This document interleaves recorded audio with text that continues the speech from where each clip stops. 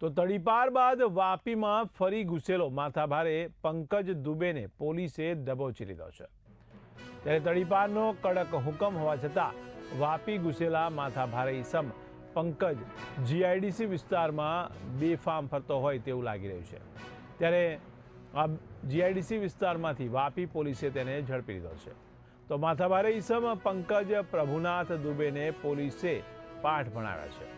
પંકજ દુબે વલસાડ, સુરત, નવસારી અને ડાંગમાંથી તડીપાર છે।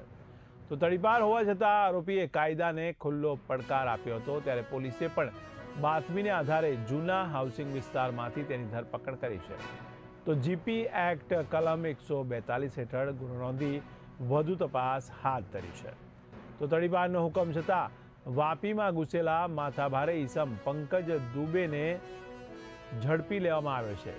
જોકે પંકજ પ્રભુનાથ દુબેને પોલીસે કાયદાના પાઠ પણ ભણાવ્યા છે।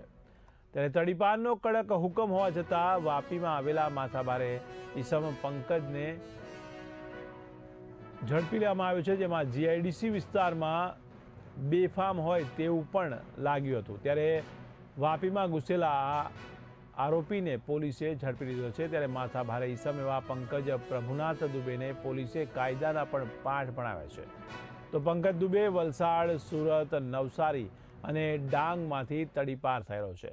તો તડીપાર હોવા છતાં આરોપીએ કાયદાને ખુલ્લો પડકાર ફેંક્યો હોય તે રીતે વાપીમાં ઘૂસ્યો હતો। ત્યારે પોલીસે પણ બાતમીના આધારે જૂના હાઉસિંગ વિસ્તારમાંથી તેની ધરપકડ કરી છે। આ ઉપરાંત જીપી એક્ટ કલમ 142 હેઠળ ગુનો નોંધી વધુ તપાસ હાથ ધરી છે।